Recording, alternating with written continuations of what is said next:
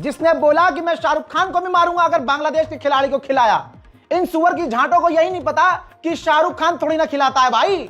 अरे आईपीएल किसने खिलवाया, वो तो बात की बात है भाई। चलो ये सुअर का छेद याद रखिएगा। अब दूसरा देखिए, जितने भाजपा के जानवर हैं, गंदी नाली के कीड़े हैं, सब शाहरुख खान का नाम लेकर गाली बक रहे हैं कि हम ये कर देंगे वो कर देंगे। ये भाजपा का नेता संगीत सोम, ये समोसा नेता शाहरुख खान के ऊपर विवादित टिप्पणी दिया है। कहता है कि बांग्लादेश में हिंदुओं पर अत्याचार हो रहे हैं, फिर भी आईपीएल में वहां के खिलाड़ी खरीदे जा रहे हैं। संगीत सोम ने दावा किया कि शाहरुख खान की टीम मुस्तफिजुर रहमान को करीब 9 करोड़ रुपए में खरीदा है।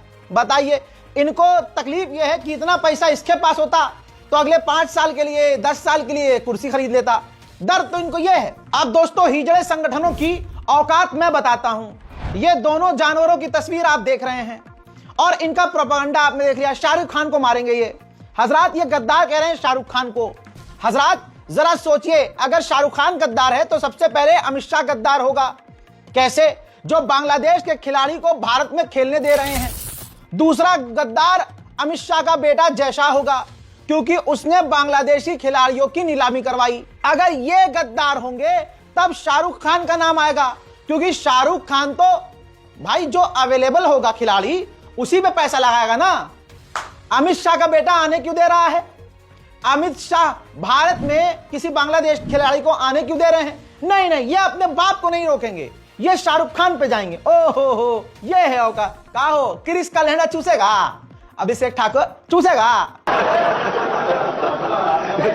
और ये जो संगीत सोम बड़े हिंदूवादी बने हैं, पूरे हिंदुओं को बेवकूफ बनाने वाला यही है। 2021 की रिपोर्ट है, जो हिंदू रक्षा दल और गौ माता को बचाने के लिए हिंदूवादी बातें करता है। खुद देखिए आप, द हिंदू में छपा है। 2021 की रिपोर्ट है कि संगीत सोम बीजेपी का लीडर जो एंटी बीफ चलाता है, कैंपेन चलाता है, उसका खुद का गोश्त एक्सपोर्ट कंपनी में रोल है भाई। यानी इसने बीफ एक्सपोर्टिंग कंपनी में पैसा लगाया है। आप चैट जीपीटी से पूछ लो, गूगल कर लो, और रिपोर्ट तो द हिंदू की मैंने लगाई दी है, 2021 की है। कहा संगीत समोसा जी, ऐसे ही कुछ भी, मतलब कुछ भी पूरे हिंदुओं को बेवकूफ समझो, वाह, ऐसे नहीं चलेगा। गजब बेइज्जती है। हजरात, जो सुअर की औलाद है, खास प्रजाति का, जो सुअरों में जो सबसे गंदा सुअर है और गंदे सुअर का जो पिछवाड़ा है, उससे निकला हुआ जो आदमी है, जो आज पूरे अपनी भारत मां के अंदर नफरत फैलाने का काम कर रहा है, इस रामराज का नाम खराब कर रहा है, अभिषेक ठाकुर। आइए सब मिलकर सरकारी तौर से इसकी लेंगे, तेल लगा के। लगा लिया? चलिए, बहुत बढ़िया। अपने बाप को देख, शाहरुख खान को मारेंगे ये झांट के चौधरी। देखिए दोस्तों, यह ध्यान से देखिए। हा, जयशंकर ने खुद पोस्ट किया है, खुद, कि मैं बांग्लादेश गया, ढाका पहुंचा और मैंने तारिक रहमान से मुलाकात की, जो कि पूर्व एक्टिंग चेयरमैन ऑफ बीएनपी के बेटे हैं और पूर्व प्रधानमंत्री ऑफ बांग्लादेश जिया खालिद के बेटे हैं। सोचिए, ये तस्वीर, ये पोस्ट उन्होंने खुद किया। वो तमाम सुअर की नस्लें जो शाहरुख खान को गरिया रही हैं, अपने बाप के लिए कुछ बोलेंगी। क्रिस का लहंगा चूसेगा, वही चूसो, क्रिस का लहंगा चूसो तुम। रुक जाइए, अभी और मजा आने वाला है। इतना ही नहीं, जब हमारा विदेश मंत्री बांग्लादेश गया है ना, विदेश मंत्री हमारा जयशंकर, तो उन्होंने अभिषेक ठाकुर के मुंह में बहुत बढ़िया घपाघप कर दिया है। कहां लेके जाएगा कुत्ते की झांट ये मुंह गंदा सा अपना। स्क्रिप्टेड अपने ही बंदे अपने ही सस्ते यूट्यूबर्स को लेके जाता है, उनको इंटरव्यू देता है। तुम्हारे चैनल पर ये बोल रहा हूं, तुम्हारे चैनल पर ये बोल रहा हूं, बोल देना। इनकी औकात ये है दोस्तों कि जब जयशंकर बांग्लादेश गए तो सवाल पूछा नहीं जा रहा कि अब्बा हाथ डाल के पलट देंगे। जयशंकर जब गए बांग्लादेश तो उन्होंने बांग्लादेश में ऑलरेडी जो पाकिस्तान का स्पीकर अयाज सादिक है उससे हाथ मिलाया, और हाथ मिलाने के बाद हमारे विदेश मंत्री की आंखों की चमक देखिए, चेहरे पर, होंठ पर प्यारी सी मुस्कान देखिए, आहा, और सामने वाले पाकिस्तान के स्पीकर में अकड़ देखिए भाई साहब, कंधे पीछे की तरफ, हमारे वाले के आगे की तरफ। कहां गए सुअरो? अपने बाप से कुछ पूछोगे कि एक तो बांग्लादेश गए पापा और उसके बाद पाकिस्तान क्या।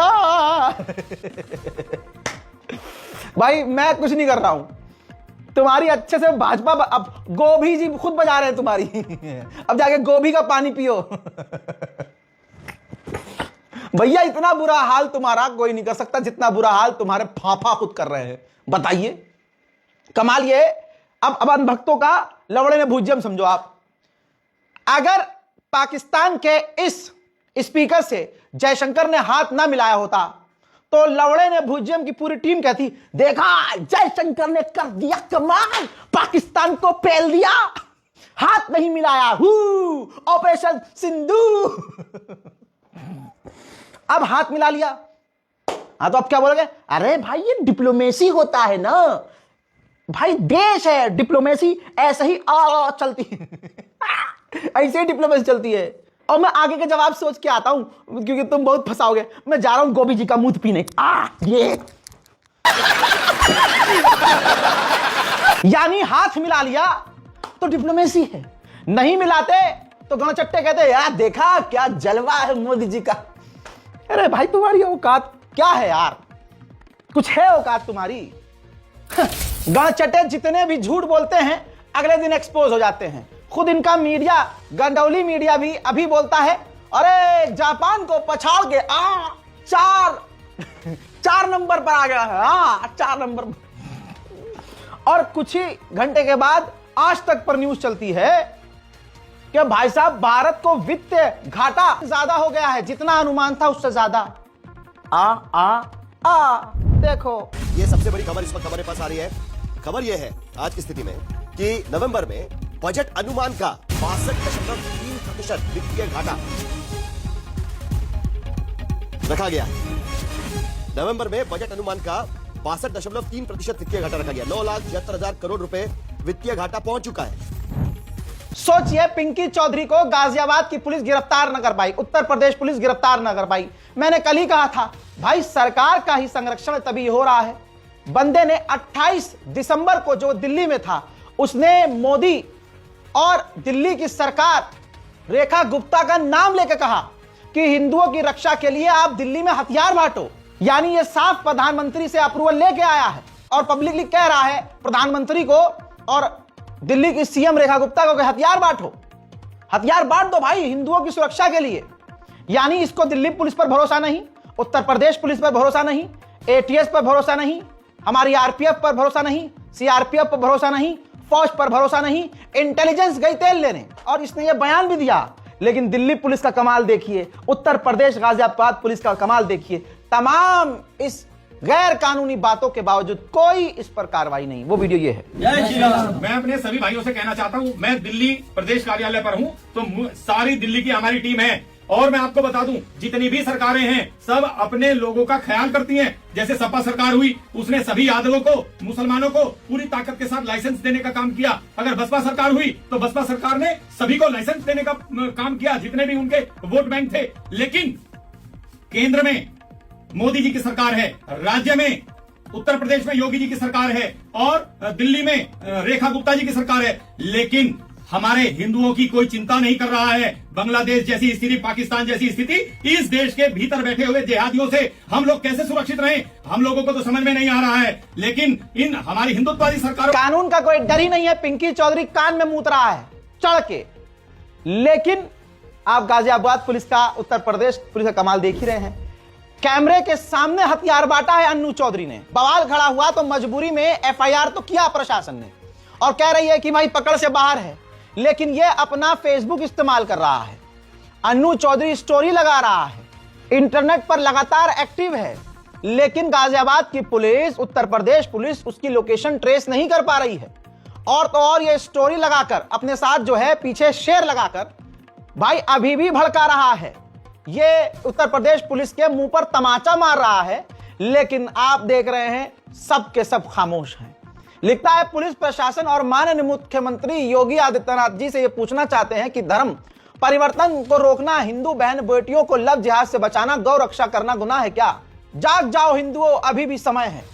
यानी अभी भी ये कह रहा है कि हथियार बांटना बिल्कुल सही था और ये इंटरनेट पर एक्टिव है। तो अभी भी अगर आपको समझ में नहीं आ रहा है कि इसे प्रशासन और योगी जी बचा रहे हैं तो आप या तो भोले हैं या तो फिर ओए, हट! आगे बढ़ते हैं। तू समझा? हाँ। नहीं, तू समझा नहीं। ऐसा नहीं है कि भाजपा में सारे मरे हुए जमीर वाले हैं। कुछ लोगों का दफन हो जाता है लेकिन बाद में निकलता है। अंकिता भंडारी के लिए कोई भी ये जो दंगे फैलाते हैं कुत्ते की झांक, ये कोई जो सड़कों पर नहीं आते और ये जो खास करके जो संगठन चल रहे होते हैं, इनका दोगलापन यहां देख लीजिए। अंकिता भंडारी पर चुप हैं। क्यों? क्योंकि उनको पता है कि उनके घर वाले पकड़ा जाएगा, उनके चाचा मामा ताए पकड़े जाएंगे, सब नप जाएंगे और पापा हाथ डाल के पलट देंगे। लेकिन जमीर जिंदा हुआ है भाजपा की पूर्व विधायक का। अल्लाह इन्हें सलामत रखे। दिल जीत लिया भाई। ऐसे मैंने कल भी आपको भाजपा की एक महिला नेता का बयान दिखाया था। उत्तराखंड का मामला है। यमकेश्वर से 4 बार विधायक और बीजेपी सरकार में मंत्री रही विजय बड़थवाल ने सीबीआई की जांच की मांग की है। बीजेपी की पूर्व एमएलए ने कहा कि पहाड़ महादेव के इस पवित्र भूमि पर यदि हमारी बेटियां सुरक्षित नहीं हैं तो इस राज्य को संभालने का क्या अर्थ बचता है। आधिकारिक तौर से लिखित में उन्होंने मांग की है अपनी ही सरकार से कि सीबीआई जांच हो। जहां पूरा देश और आप भी पार्टी कर रहे थे न्यू ईयर, ये घंटे का न्यू ईयर, गैरतमंद तो आखिरकार पहाड़ी लोग निकले भाई साहब। उत्तराखंड में अंकिता भंडारी के लिए जब आप रात को पटाखे फोड़ रहे थे, क्लब में थे, तो अंकिता भंडारी के लिए कैंडल मार्च निकाला जा रहा था। मैं एक मुसलमान होकर अपनी देश की बेटी, हिंदू बेटी के लिए आवाज उठाता हूं और आपसे पूछता हूं कि बताओ, आपने क्या अंकिता भंडारी के लिए कुछ बोला, कुछ लिखा, कुछ कहा, कुछ पूछा? अगर नहीं तो अपनी बहन का चेहरा देख लेना, अपनी मां का चेहरा देख लेना। आज चुप रहे तो कल धीरे धीरे नंबर हमारी मां बहनों का भी आने वाला है। न्यू ईयर मना रहे हो? काय का न्यू ईयर? अरे जिंदा हो, मर गए। अरे जनवरी में महाकुंभ की भगदड़, फरवरी में दिल्ली रेलवे स्टेशन पर भगदड़, मार्च में स्टॉक मार्केट क्रैश, अप्रैल में पहलगांव अटैक, मई में सीजफायर, चलो घर चलो। जून में एयर इंडिया क्रैश हुई, 171 लोग मारे गए। न्यू ईयर भाई, न्यू ईयर। जुलाई भूल गए।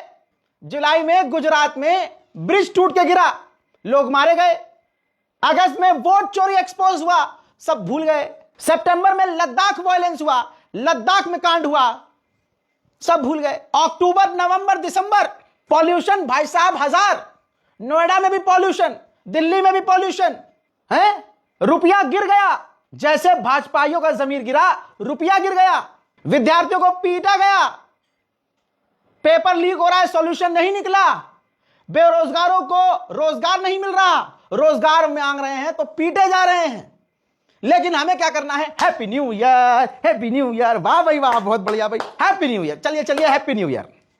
भले ही नवंबर में दिल्ली ब्लास्ट भूल गए हम, लेकिन आपको हैप्पी न्यू ईयर। दिसंबर में मुसलमानों की मॉब लिंचिंग और ईसाइयों पर हमले, क्रिसमस के नाम पर हमले, लेकिन आपको क्या है? आप सुनिए मेरी तरफ से happy new year, happy new year. जय हिंद।